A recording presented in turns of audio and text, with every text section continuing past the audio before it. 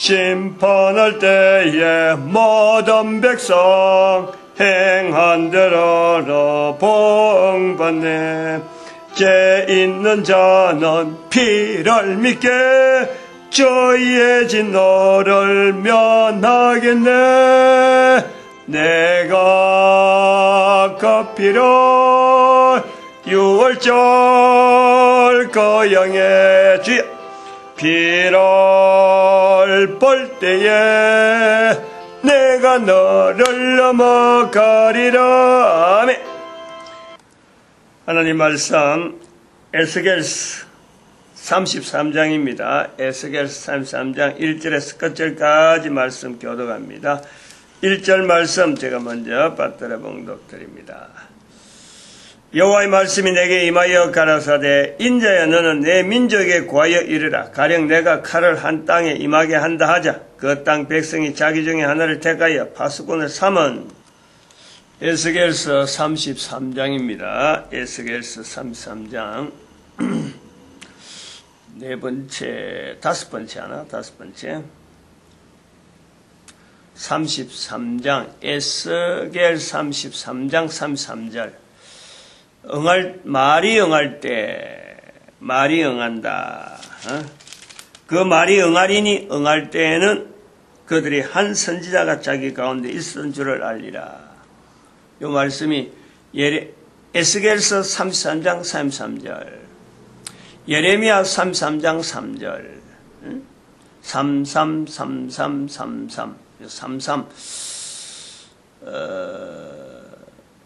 33으로 되어지는 이 숫자들이 인식을 좀 해라고 제가 참 세 번째 했고 또 네 번째 어제 네 번째 했나요? 어제 세 번째는 네 번째 했나? 근데요 준비는 할 때는 지금 저거를 해야 되는데 지금 저거 하기 위해서 오늘도 못할 것 같아요. 못하는데 하기 위해서 오늘 거를 미리 해야 된다 하는 거죠. 33장에 나오는 오늘 붙잡으려고 하는 내용은 4절에 있는 말씀에 나팔 소리를 듣고도 경비를 하지 아니하므로 나팔 소리를 듣고도 경비를 하지 않는다. 나팔 소리라는 것은 어떤 지금 경계를 하기 위해서 지금 알려주는 건데 나팔 소리를 듣고도 경비를 하지 않는 사람은 누구냐? 나팔 소리 듣는 사람이에요. 나팔 소리라는 것은 귀가 있으면 다 들리는 거예요. 귀가 있으면 들리는 거예요. 뭐 귀가 못 듣는 사람은 있어도 못 듣는 사람은 그 병든 사람이다. 그런 사람들 보고 나팔 소리를 듣고도 경비치 않는 사람이 이런 말을 안 하는 거야. 들을 수 있는 귀가 있는데 분명히 무슨 소리든지 들을 수 있는 능력이 있는데 나팔 소리는 그런 사람들에게 얼마든지 이게 전해지는 못 들었다 소리를 못하는 것이 바로 나팔 소리죠. 말은 이게 서로 말이 지금 통하지 않을 때가 있는 거예요. 지금 이 상황이 지금 바벨론의 포로로 잡혀간 에스겔에게 상황이라면 에스겔. 지금 나팔은 어느 나팔이냐? 바벨론에서 부는 나팔이에요. 바벨론의 성에 있는 사람들이 자기들이 어떤 경비를 하기 위해서 부는 거예요. 그런 한 문화를 보고 지금 에스겔이 나팔 소리에 대한 내용으로 지금 성경에 기록해 놨는 기라. 나팔 부는 사람은 지금 바벨론 사람들이 부는 거예요. 바벨론에 포로 있는 에스겔이 이 나팔 불 필요가 없는 거지. 예루살렘에 있었다면 혹시 이게 관계될지 모르지만 예루살렘에서는 나팔 부는 것 갖고 신호할 필요가 없어요. 여기는 산성이고 그거는 벌써 사람들이 오면 벌써 멀리 알기 때문에 멀리서부터 오는 게 벌써 아니까 나팔 소리로 갖고 아무튼 여기서는 상황 따라서 또 다를 수가 있지만 여기는 지금 이 에스겔이 나팔 소리를 가지고 이야기하는 것은 자기들이 나팔 부는 게 아니고 바벨론에 있는 사람이 나팔 부는 거야. 자기들이 큰 성이 되니까 워낙 크니까. 그러한 상황을, 현재 상황을 두고 성경에 기록을 해놓는 거죠. 나팔 소리를 듣고도 경비치 아니하는 사람. 이제 에스겔 선지자가 자기 하나님께서 에스겔을 통해서 들려주는 말 자체를 듣고도 소위 말하면 준비하지 않는 사람들, 이렇게 나타날 수 있는 거예요. 바꿔줘서.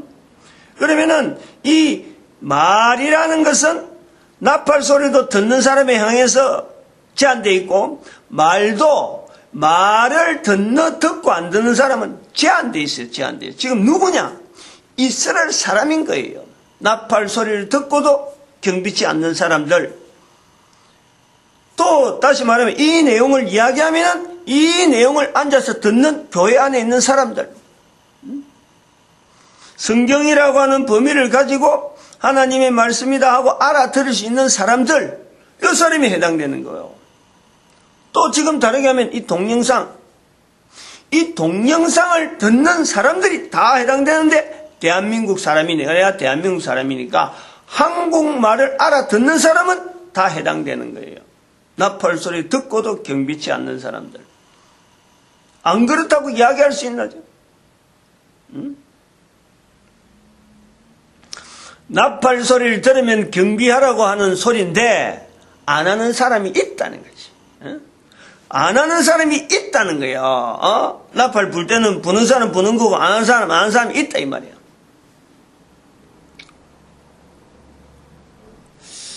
그러면 이게 요 내용이 지금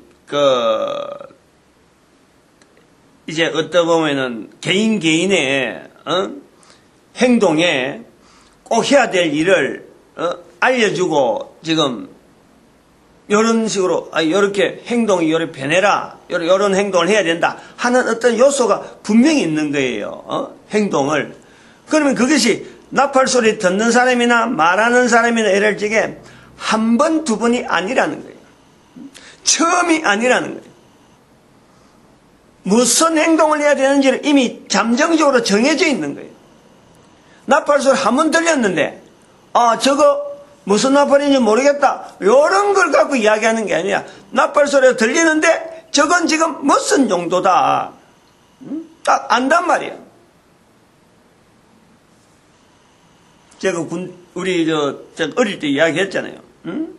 훈련소가 앞에 있었다니까. 해병대 훈련소가 앞에 있으니까 6시 15분 전에 15분 전 나팔 불어요. 나팔 15분 전. 군대 가면 항상 15분 전 5분 전 그래갖고 시작하는 게 늘 식사시간 15분 전, 그 다음에 5분 전, 그 다음에 식사시간 이렇게 들어가듯이 취침 15분 전, 그 다음에 5분 전 취침. 항상 이게 한 번 경고, 두 번 경고, 세 번째 이건 실제로 하는 거지. 우리가 옐로우 카드 꺼내듯이 축구 경기 이런데 안단 말이야. 지금 저거 나팔은 아침에 6시 15분 전에 부는 나팔은 지금 기상 나팔이구나. 안다니까. 나팔 그게 틀려요. 이 리듬이 아침에 부는 거. 근데 또 점심시간에 이거 점심 과학 끝날 때나 저녁 과학 끝날 때 오후 5시 돼서 부는 나팔은 또 달라요. 그때도 나팔 분다니까. 소리가 달라. 이미 안단 말이야. 지금 아는 거야. 안다는 것은 한 번, 두 번 들은 게 아니라는 거지. 한국말로 이래 전해질 적에, 이 말이 전해질 적에, 지금 이 동영상이 전해질 적에 이 말이 벌써 뭔지를 알아요. 33장에 있는 나팔 이야기 나오고 이러다면요, 이게 벌써요, 일반 사람들이 다 알아요. 우리나라 문화락하는 문화 속에 지금 딱 들어있다니까, 지금, 이게. 성경에 있어서, 서성의 성경에 있어서 이걸 많은 사람들에게 지금 여러 형편을 통해서 이게 알려져 있는 거예요. 우리나라가 지금. 그래 돼 있다니까. 그만큼 성경이나 이런 것 자체로요, 성경이 없어서 성경에 그런 게 있었는지 몰랐다, 이런 게 아니라, 보편적으로 다 알려져 있어요. 그러니까 지금 대한민국에 있는 목사 한 사람이 예레미야, 에스겔 33장 같은 이런 성경을 지금 4번, 5번 지금 붙잡고 있어서 할 내용들이 이게 어떤 좀 답답하기도 답답하지만은 꼭 해야 되는데도 불구하고 안 하는 요소들이 있고, 한편 또 우리가 열방의 선자를 하는 이 예레미야서 1장 5절에 있는 열방의 선자를 우리 한민족이 전체를 지금 붙잡고 가야 되는 어떤 또 길이 있는데, 사역이 있는데, 사명이 있는데, 이런 것이 전해져도 어쩔 줄을 모르고 쩔쩔맨다니까 지금 쩔쩔매고 있어요. 내한테 참 고기는 먹고 싶은데 떡 먹고 싶은데 이걸 달라들 수 있는 어떤 뭐랄까 어떤 지혜, 받아들이는 자세, 이런 게 안 된다 할까. 지금은 그렇죠. 지금은.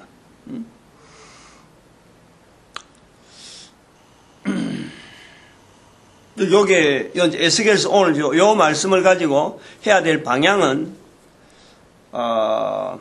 우리가 에스겔이라 하는 이 환경이 들어오면서부터 항상 염두에 둔 것은 바벨론 포로로 가 있는 에스겔이에요.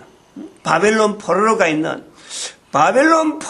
있는 에스겔에게 선지자로 쓴다는 거예요.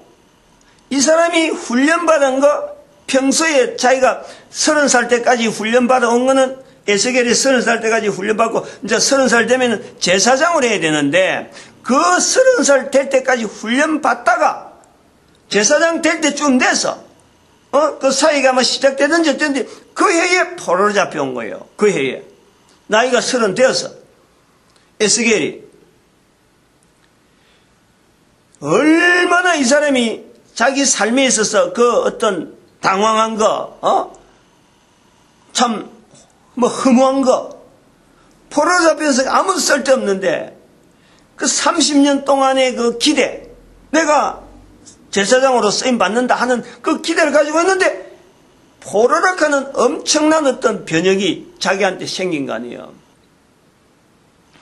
그 에스겔이 33장에서 나타내는 이 나팔 소리를 듣고도 행치 아니하는 사람이다 하는 이 표현을 하는 에스겔의 그 선지자의 그 입장을 우리는 이 성경을 읽을 때마다, 특히 에스겔을 읽을 때마다 항상 이 염두에 둬야 될 그 요소인 거예요, 요소. 다시 말하면은 에스겔을 통해서 인정도 안 해주는, 선지자로 인정 안 해주는 환경, 그리고 바벨론의 큰 지금 어떤 바로 이웃이에, 바로 옆 동네에 자기들이 거주하고 있는 데서 바로 옆에는 수많은 사람들이 하나님에 대해서 또 선지자에 대해서 아무런 지식이 없는 그런 사람들 앞에서 선지자 일을 해야 되는 그 입장이 있다는 거예요. 그런데 그 입장 속에서 나오는 말들이, 에스겔에서 기록되어 있는 수많은 내용들이 다른 데서 볼 수 없는, 다른 성경에서 볼 수 없는 어떤 특이한 어떤 흐름을 우리가 에스겔서에서 본다 이거예요.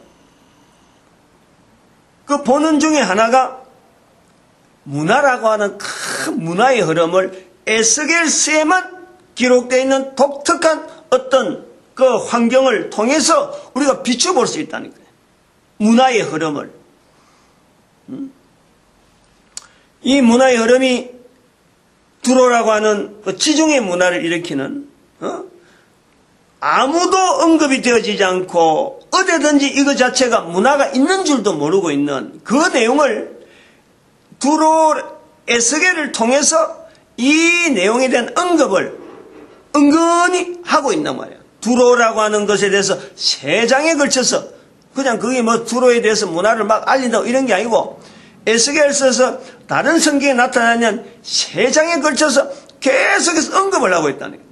그걸 누가 자기가, 에스겔 자체가 스스로가 하고 싶어서 한 게 아니고 하나님께 주시는 말씀에서 말씀을 기록해놨는데, 우리가 보니까 에스겔서의 3장에 걸쳐서 26장, 27장, 28장 3장에 걸쳐서 두로에 대한 내용이 나온다는 거야. 이사야에서도 두로에 대한 내용이 나오는데, 두로에 대한 내용이 또 다른 데서 나오는데, 이사야서, 에레미야서, 에스겔서로 이런 넘어오는 과정에서 이사야하고 에스겔에 걸쳐서 이 두로에 대한 내용이 나오는 것 자체에 특별한 의미가 있음에도 불구하고 에스겔에서 이게 3장에 걸쳐서 양이 지금 어마어마하게 나온다. 분량이. 근데 그 내용이 바벨론에 포로되어 있는 에스겔에서 나오는 거고, 거기에서 좀 특이한 부분이 있다 하고 우리가 살펴본 거예요. 살펴본 적, 두로라고 하는 이 표현 속에는 바로 지중해 문화라고 하는 일반 세계사나 일반 어떤 역사서에도 이 내용을 나타내지 않는데, 여기 두로라고 하는 문화가 이사야에서부터 기록될 때부터 언급을 잠깐 했죠. 다시스란 말이 언급이 되어지고 또 두로에도 다시스란 언급이 되어지는 거예요. 이 다시스가 어디냐 그러면 스페인이잖아. 스페인의 지중해 쪽이 다시스가 있다니까. 그래서 이렇게 석장에 걸쳐서 크게 기록되어 있는 이 내용을 볼 때 하나의 큰 문화라는 거예요. 이 두로라고 하는 통해서 지중해 문화가 형성되어지는, 다시 말하면 지중해를 전체로 해서 바다 문화, 지중해의 어떤 해안 문화를 지금 보여주고 있다.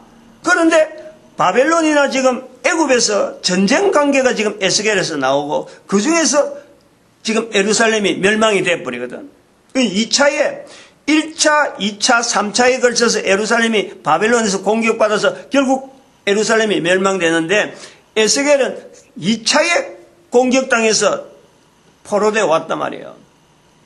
그럼 아직 3차가 있어서 멸망이라는 게 없는 거예요. 그런데 예루살렘 멸망을 자꾸 이야기하는데 결국에는 멸망이 나오면서 두로에 대한 내용이 에스겔서에 기록되어 있다는 거죠. 바벨론이나 애굽이 볼 때는 두로는 사실은 이게 어떤 전쟁의 대상이 아닌 거예요. 서로 대적해야 될 어떤 상대가 아니라, 바벨론에서 지금 애굽을 공격하는 중에 예루살렘이 거기서 길을 막고, 바벨론은 애굽에 가는데 예루살렘이 거기서 길목이니까 결국에는 대항하다가 그냥 다른 나라처럼 그냥 이거 우리가 지금 힘이 없어 굴복해야 되겠다 하고 그냥 굴복하면은 되는데, 예루살렘은 끝까지 바벨론을 대항해 버리잖아. 대항하잖아요. 그러니까 3차에 걸쳐서 공격을 하는데, 이 3차까지 오는 머리에 바벨론에서 애굽으로 가면서 이스라엘을 공격하는 이 3차에 걸쳐서 공격하는 머리에 두로라고 하는 이 문화가 그냥 사그라져 버리는 거예요. 영향을 받는단 말이에요.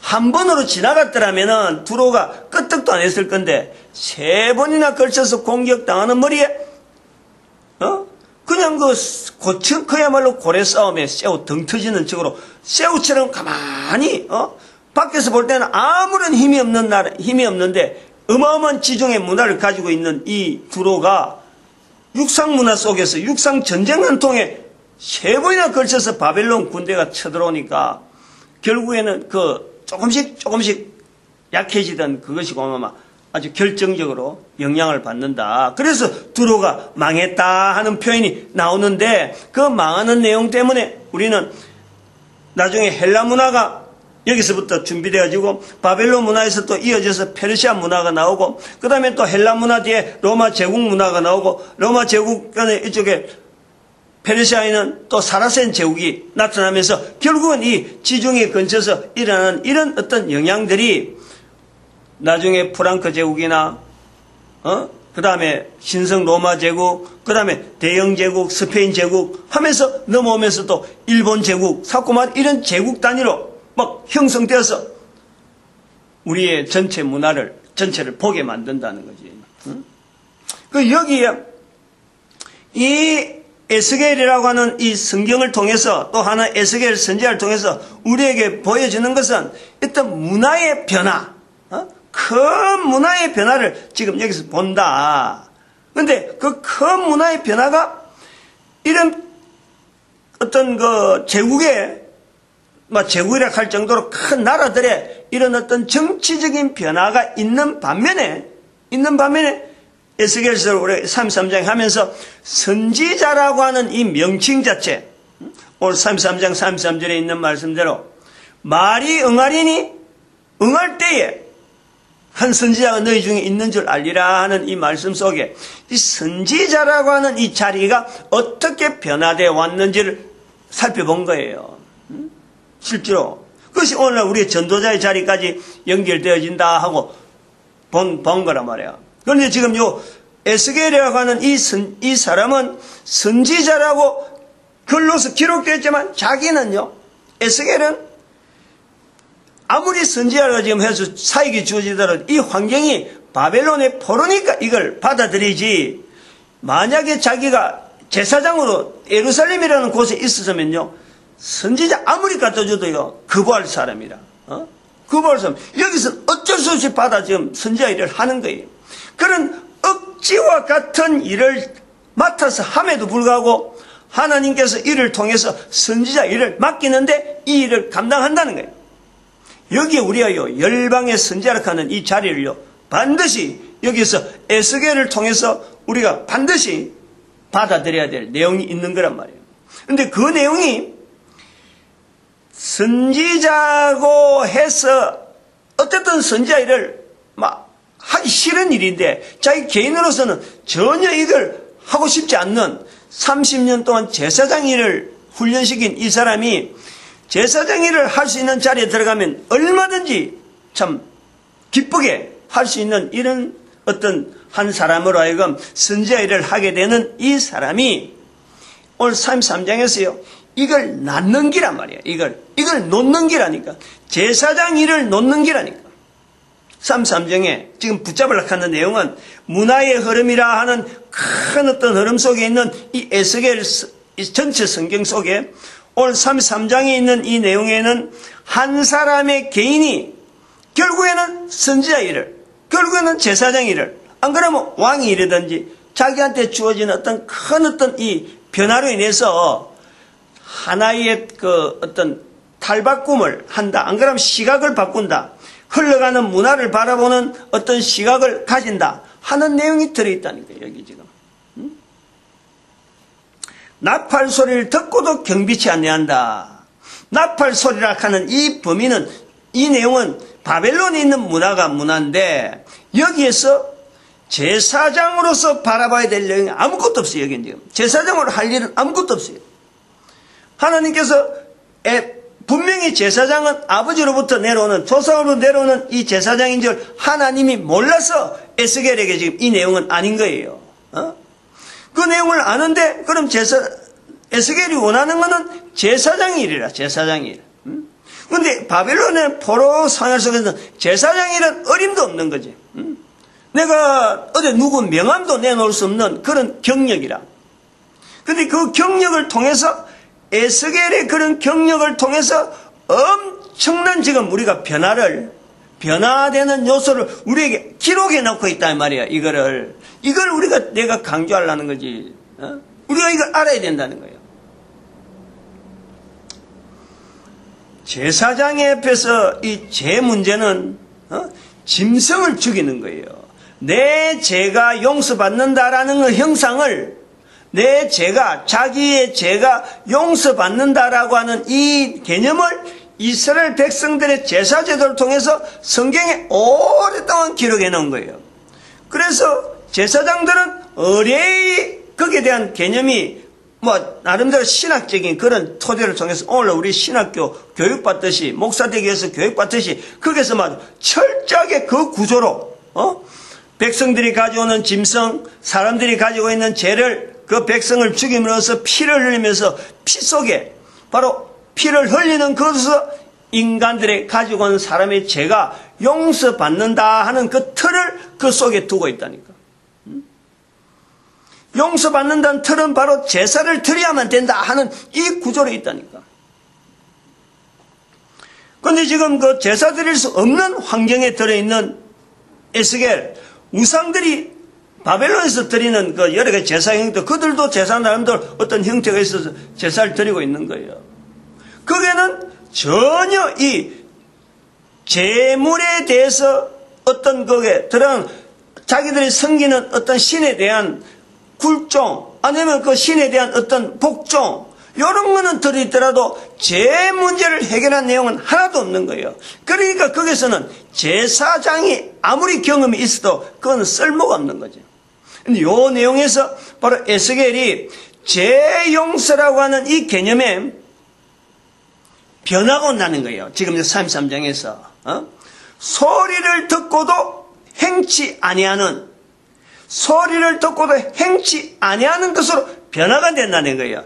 제 문제에 대한 어떤 해결이 제사제도에만 있는 게 아니고, 제사장이 있어야 쟤는 이 제사제도에서 제 문제를 해결하는 것이 아니고, 거기에만 국한되는 것이 아니고, 바벨론에서 볼 때 바벨론 백성들이 하는 그 어떤 풍습 속에 나팔 부는 그 행위에도 죄용서라는 행위가 들어갈 수 있다. 이것이요, 제사장이 바뀔 수 있는 어마어마한 지금 어떤 고통이라, 고통.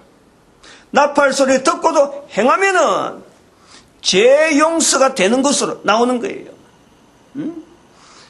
우리가 그냥 쉽게 예수 믿고 죄용서 받으면, 예수 믿고 회개하면 죄용서 받는다. 요 내용, 요런 개념이 어디서 나오느냐? 지금 여기 에스겔서 통해서 나오는 소리를 듣고 행하는 것에서 연결되어지는 거예요.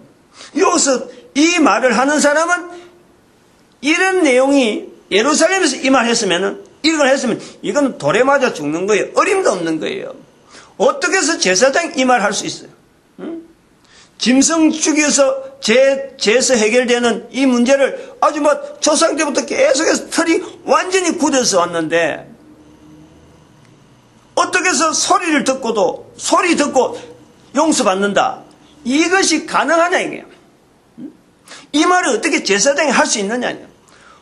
어림도 없어요. 그러나 지금 현재 상황이 바벨론의 포로가 있는 상황인데, 바벨론의 포로가 있는 상황에서 자기가 가지고 있는 환경, 바벨론이라고 하는 환경, 우상의 참 도시라고 할 수 있는, 참, 거기는 에스겔 같은 경우 포로가 아니면요, 그쪽은 쳐다보질 안 하고, 거기에 갈 거는 생각도 안 하는 거예요. 근데 거기에서 지금 제사장이 절대 나타낼 수 없는 말을 지금 나타내는 거예요.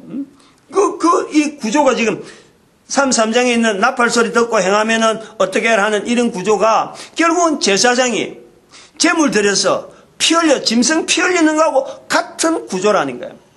근데 그것을 제사장의 입장에서 말한다 하는 것에서요, 우리는 아주 특별한 환경으로 본다, 이 말이에요.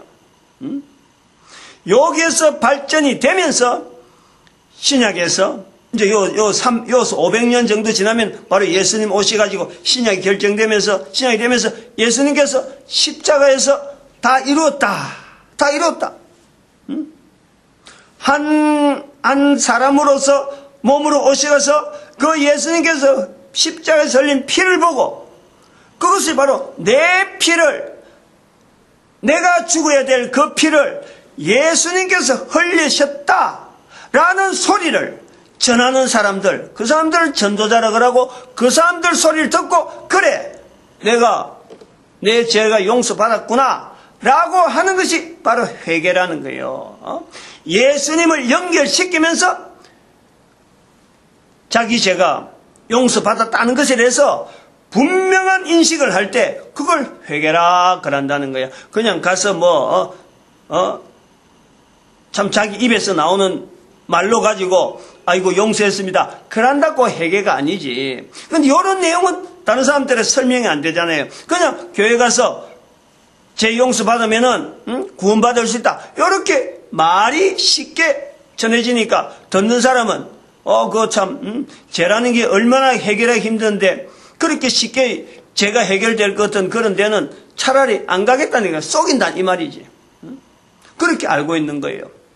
그래서 이것이 에스겔로부터 지금부터 2500년에 대한 사건이지만은 오늘날 우리가 열방의 선지자가 이 내용에 대해서요, 이게 먼저 우리가 접목을 해야 되는 거예요. 대한민국에 있는 사람들이 하나님 앞에서 전 세계 인류 가운데 모든 사람을 구원시키려고 하는 이 어마어마한 지금 길목에 대한민국이라는 이 한반도에 있는 사람들을 하나님께서 전 세계 인류 가운데 전도자로, 다시 말하면 에스겔로 하여금 선지자 쓰듯이 전도자로 하고 세상에 나가는데 우리가 준비되어 있느냐? 아무것도 준비 안 되어 있잖아. 제일 먼저 준비해야 될 것이 바로 에스겔이 제사장으로서 자기의 모든 것을 다 허물어뜨리는, 그러면서 나팔 불어서 재용서 받는 이 내용이 바로 우리 거로, 내 삶에서 바로 내가 지금까지 해오던 수많은 경험이나 어떤 걸 가져와도 제일 먼저 열방의 선지자 나가려고 하면은 제일 먼저 해야 될 일은 바로 예수 그리스도를 통해서 십자가에 흘리신 예수 그리스도의 보혈을 어떻게 하면 내가 먼저 이걸 인식하고 내가 어떻게 하면 이걸 내 거로 만들어 놨고 그 다음에 나가는 거예요. 어려운 게 아니라니까, 어려운 거. 여기에서요, 하나의 문화의 변화, 큰 문화가, 지금까지 늘어오던 이 문화가 나를 통해서 지금 변화되어가는 지금 길목에 내가 서 있는 거예요. 에스겔을 통해서, 한 사람이 에스겔을 통해서 그 당시에 있었던 바벨론 문화, 애굽 문화, 요것만 있은 줄 알았는데, 두로 문화라 하는 분명한 문화를 우리가 인식하고, 에스겔을 통해서 봐보듯이. 그런데 이 변화가, 이 문화가 고정된 게 아니고, 변화되어 갈 수 있다. 문화는, 지금 현재 우리가 있는 이 문화는요, 이 문화가 100년 지나서 똑같아 있다. 아닌 거예요. 50년만 지나도 달라요. 10년만 지나도 다른다니까. 그런데 이 문화에 대해서 바꿀 수가 있다. 이 문화를 바꿀 수 있는 문화다 하는 것은 어디서 나오냐? 여기서 보면 나와진단 말이야. 내한테 내가 가능성을 두고 있는 거야. 나로 말미암아 한 사람 한 사람 말미암아 문화가 바뀔 수 있다 하는 요소를 찾는 거예요. 그래서 이 성경이 중요하다는 거지. 성경이 이런 자료가 있으니까, 성경이라도 있으니까, 가능성을 두고 우리가 방향이 있으니까, 성경의 방향이 있으니까 그 방향이 맞춰가면요 한 사람이 바꾸려고 하는 것도 반드시 가능하다니까. 반드시 가능해요. 에스겔에 이런 표현이 있으니까 신약에 나중에 사도 바울이 나오는 거예요. 유대인들만 나가던 거기서 자기가 어떻게 이방인을 향해서 나갔다 가겠어요. 유대인이 어떻게 해서 구원에 대해서 예수님을 위해서 이걸 알리는 것을 사람들에게 나타내겠다고, 너희들이 안 믿으니까 나는 이방인에게 가노라 하고 선포를 하고 이방인 선교를 했겠어. 바울이 없었으면 우리가 어떻게 복음을 들었겠어요. 유대인들 중에서 나왔으니까, 유대인들 중에서 유독히 사도 바울이 이방인 안에서 복음을 전했으니까 오늘 대한민국에 교회가 있는 것은 이거는 명약관한 거지. 이것이요 문화에 대한 이 저항에 대한 요소를 우리가 가지고 있어야 된다 이거지. 열방의 선지자라고 하는 이 선지자가 대한민국 사람한테 이런 거 주면은 아이고 그렇게 어마어마한 전 세계 사람한테 내가 영향 줄 수 있는 것이 내가 뭘 하겠노? 천만에 다 가능해요. 그 가능한 이야기는 내가 몇 가지 했잖아요. 우리는 지금 하나님 앞에서 홍인간이라는 말을 쓰고 그 다음에 한글이라는 걸 가지고 있고 그 다음에 그 중에서 하나님이라는 말을 쓰고 있는 아주 독특한, 전 세계에 없는 아주 독특한 언어를, 한글 체계를 가지고 있고 5,000년 동안 우리가 홍인간이라는 말을 붙잡고 있다는 거예요. 그리고 전 세계 어디보다도 교회라고 하는 이 과정이요, 전 세계 어디보다도 가장 성경 때문에 싸움을 하는 나라가요, 한국 외에는 없어요. 그렇다고 모든 교회가 다 똑같다는 건 아니지만은 그래도 각 나라에 쭉 현재적인 상황을 볼 때 성경을 기준해가지고 바로 하려고 하는 이런 교회가요, 대한민국 개신교 외에는 없어요. 그 중에서 찾아내야 되겠지. 이제 그런 사람들이 하나로 되어지는 이런 어떤 구조가 있어야 되겠지.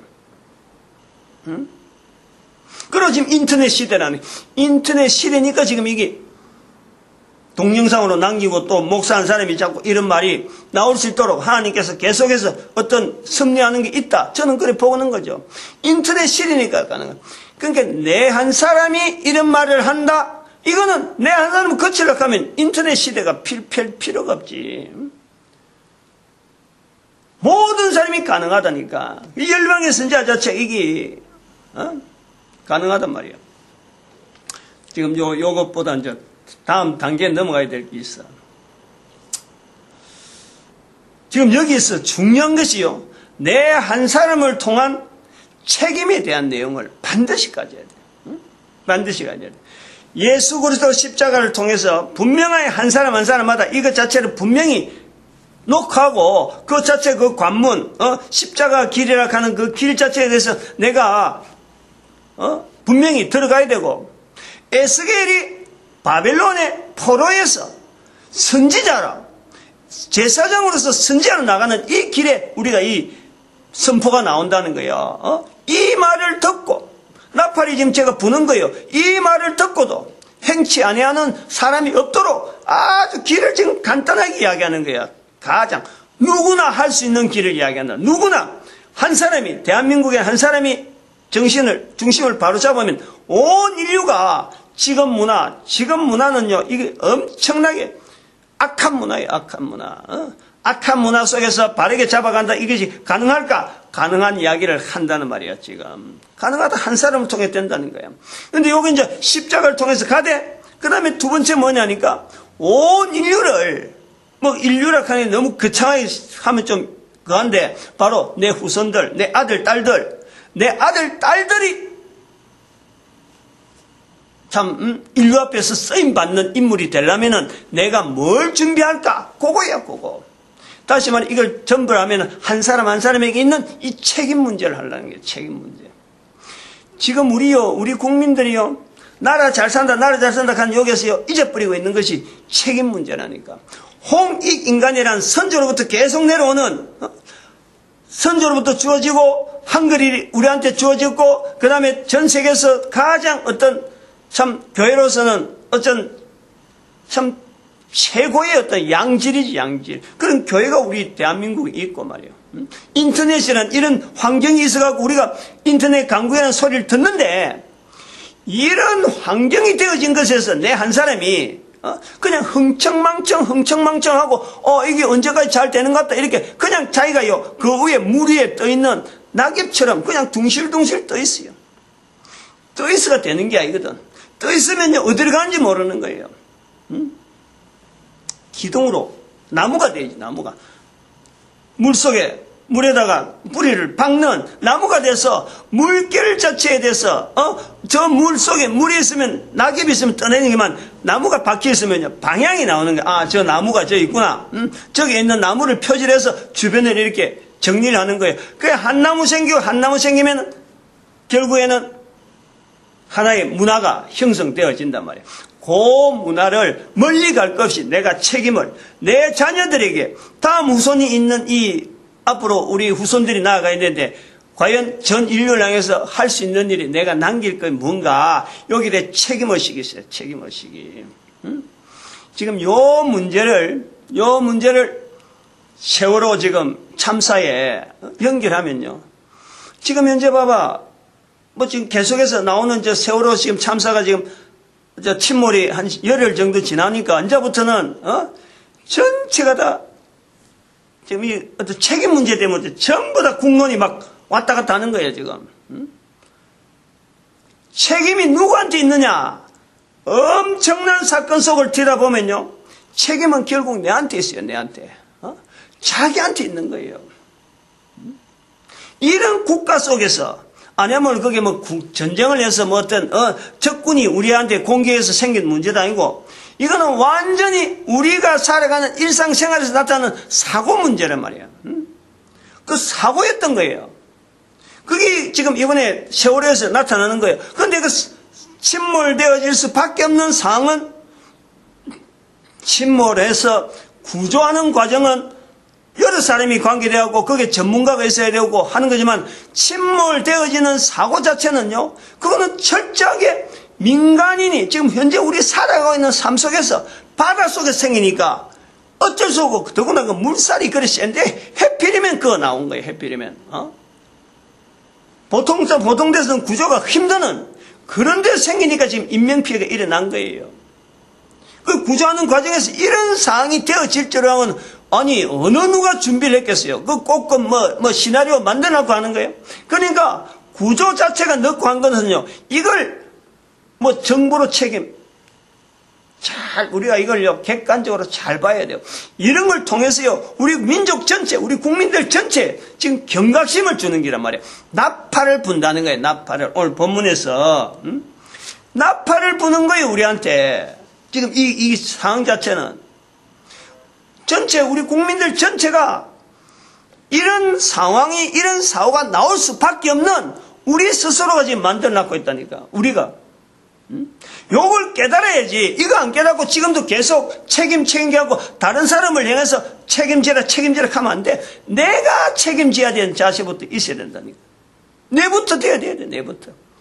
내가 있으니까 도망가는 세월호 성장 선원들, 그 사람들이 전부 다 내 모습이야. 어떻게 해서 한 사람도 직원들은, 선박 직원은 한 사람도 물속에 그 한 사람 있었지.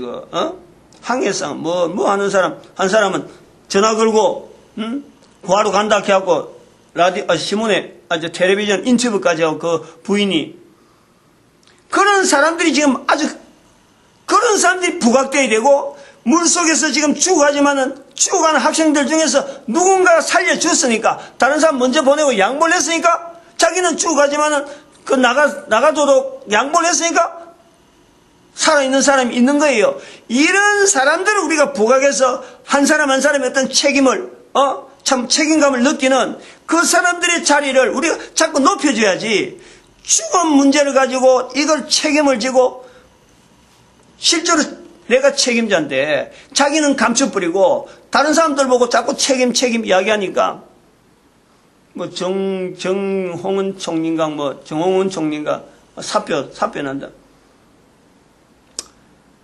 그 사표도 시기적으로 적절치 않고, 시기적으로 분명히 적절치 않아요. 책임 있는 자세라고 하면 절대 안 그래요. 그러면 자리에 연연하겠어요?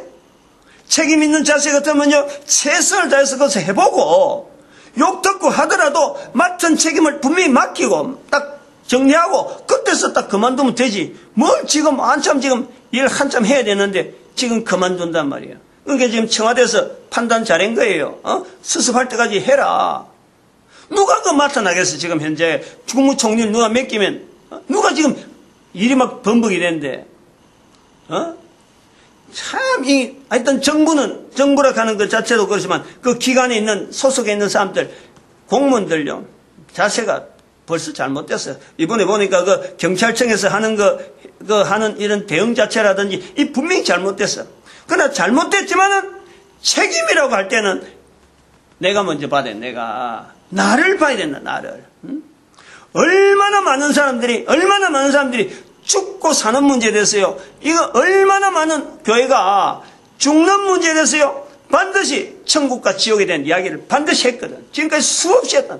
100년 이상 했어, 100년 이상. 특히 우리나라는요, 전 세계 어느 나라 국가보다도 이 성경에 대해서 어떤 집중하는 내용이 있는 것은, 우리나라 선조, 오래전에 교회가 생기기 시작할 때, 그때부터요, 사람들한테 알리는 내용이 바로 천국과 지옥이었다니까. 예수 전당 불신 지옥, 이게요, 우리 민족에 흘러오는, 교회가 받아들이는 아주 중요한 하나의 그 전도 현장 구호야 하는. 그 최건능 목사님 있잖아, 최봉성 목사님. 일제시대 때 일본 경찰들에게도 말 타고 갔는데도 막 예수 전당 불신 지옥 해갖고 일본 사람 말 타고 가다가 머리에 떨어졌다 하고 놀랬다 하는 그런 예화가 이미 공공연해 있는 거예요. 바로 이 예수 전당 불신 지옥, 얼마나 많은 사람들이 알려진 거예요. 얼마나. 우리 차 같은 경우는 차에다 뒤다가 막 붙이고 다녔잖아요. 그런데도 사람들이 나팔 소리를 듣고도 준비 안 한 거지. 사고라는 게 언제나 생기는데, 아니, 그런 사건, 사고 생기는 것 때문에 예수전당 불신지옥을 수시로 알려줬는데, 그 튼튼한 교회가 있음에도 불구하고, 교회에 나오는, 이런 일에, 우리나라 지금 현재 국민들이 얼마나 지금 여기에 대해서 돼 있느냐, 이거죠. 그래서 제가 지난 부활주일은 이 교회가 책임이 있다 하고 이야기했는데, 그래서 교회가 책임이 있다. 그러나 결국에는 한 사람이 움직여줘야 돼. 나팔 소리 듣고도 행하지 않는 한 사람이 있는 거예요. 그걸 분명히 알고, 정부로 했고, 정부라 손가락 잘하든지, 그걸 분명히 알고, 뉴스 하는 사람들도 분명히 알고 해야 돼. 내가 얼마나 이런 문제에 대해서 내 자신이 기여를 했는가, 전부 다 보면 한 사람 다 관계돼요.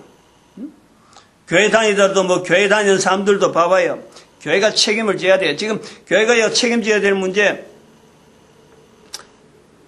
제가 지금 이 세월호 책임지는 문제를 내가 한번 몇 가지 생각을 해봤어. 교회가 책임져야 될 문제도 있지만, 첫 번째,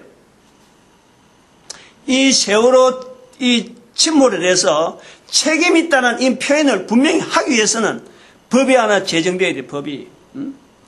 국가 재난을 선포한 분명히 지역이니까 국가 재난을 선포했을 때 그것이 그 인재다. 사람으로 해서 뭐 공무원이 잘못했든지 뭘 했든지 자연재해가 아니고 뭐 전염병이라든지 뭐 이런 홍수라든지 이런 뭐 우박이나 이런 것 때문에 그런 게 아니고 자연재해가 아니고 인명에 분명한 근거돼서 그 국가 재난으로 선포됐을 경우는 발효가 되는 법이 있어야 돼요. 그 법에는 제일 그 법을 해결하는데 벌금을 따내야 돼. 그럼 국가 재난이라고 선포되었고 그 인재라고 딱 선포된 그 판명이 그 나와야 되겠지. 나중에 나오더라도 소급해서 벌금을 내야 돼요. 벌금을 내는데 국민들이 전체가 부담해야 돼요. 국민들이. 국가 재난이 선포될 때는 그래 돼야 돼요. 그래서 거기에 대해서 국민들이요, 이게 정말 우리가 내가 잘못했다는 것을 인식시키는 그런 장치가 필요해요. 근데 거기에 가중치를 내야 돼요. 제일 먼저 벌금을 제일 돈 많이 내야 될 사람은 재산 소득세. 소득세에 따라서, 소득에 따라서 벌금을 매기는데 그 비율에서 매기더라도 각 국민 개인에게 그러나 그 가중치를 둬야 돼요. 가중치를 두는데 첫 번째 가중치가 내가 국회의원이 제일 먼저 가중치를 받아야 돼요. 그럼 언론에 종사하는 사람들, 이 사람들 다음 순위로 들어가야 돼요. 그 다음에는 거기에 행사했던, 종사했던, 있었던 실제 당사자들, 피해자가 되든지 어쨌든 간에 그 사람들에게도 3차 정도 순위에서요, 반드시 이번에 세월호 같은 경우는 그 실종자 가족, 그들에게도 분명히 책임을 물어야 돼요. 국가 재난으로 선포할 경우는 그렇다니까. 1, 2, 3, 국회의원이 제일, 왜냐, 법을 발의했으니까. 뭐, 법을. 여러 가지 내용에 보면요, 법이 제일 먼저 적용되잖아. 무슨 법. 근데 그 법을 만들 적에, 과연 국가의, 국민들의 안전에 대해서, 자기들이 얼마나 신경을 쓰고, 현장적으로 예를 썼느냐. 집행되고 안 되고 하는 그 자체는요, 집행되는 건 나중에 있는 거예요. 법 자체가요, 이게 실효가 가능한 그런 법을 만들어놔야지.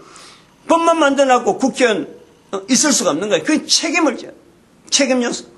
그 다음에 반드시 빠뜨리지 말아야 될 것은요, 교회가 반드시 단체, 개인에게는 이미 벌금 왔으니까 교회 단체에 대해서 등록되어 있는 교회 단체가 반드시 거기에 돼요.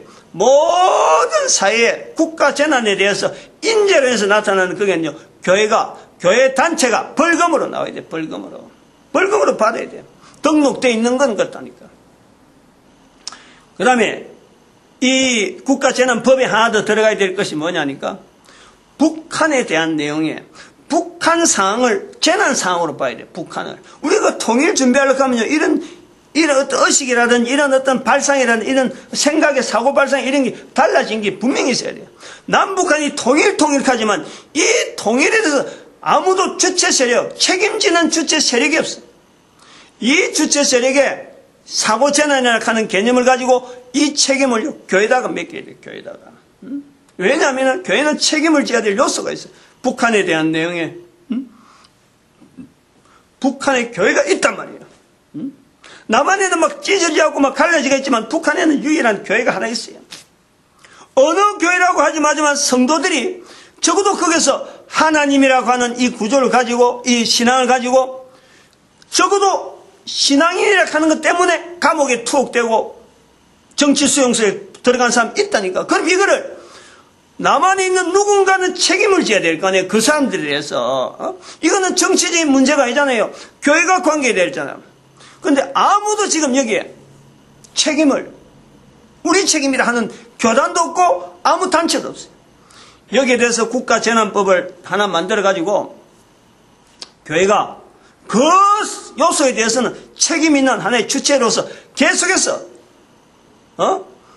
어떤 그 벌금을 내려는지 어떤 일을 해라고 독촉하는 이런 장치를 해놔야 돼요. 그것은 뭐냐니까 국가재난법을 이렇게 해갖고 교회가 하나 돼야 돼. 일단 지금 흩어 있잖아. 쪼가리 지었으니까 전부 다 나는 좋은 것만 택하고 나쁜 거는 전부 다 다른 사람 핑계로 다 되는 이런 교회에 지금 악습이 있는 거예요. 악습이. 시간 됐으니까 내가 끝내야 되는데 요 두 가지 나머지는 뭐 구체적인 거는 하고 그래도 국가재난법 통해서 남한에서만 해야 될 일, 또 북한에 대한 관계된 것, 책임 소재가 어디 있다. 요거는 벌금제로 분명히 하는 이런 어떤 책임에 대한 이 구체성이 좀 있어야 될 것 같아요. 우리 한 사람 한 사람 하나님 앞에서 이 전도자 만드신, 전도자로 부르신 하나님 앞에 감사해야 되고, 그리고 교회는, 모든 교회는 하나 돼야 되고, 우리 온 국민들이 전 인류 가운데 전도 국민으로 쓰임 받도록 축복하는 시간 주여 감사합니다. 주여!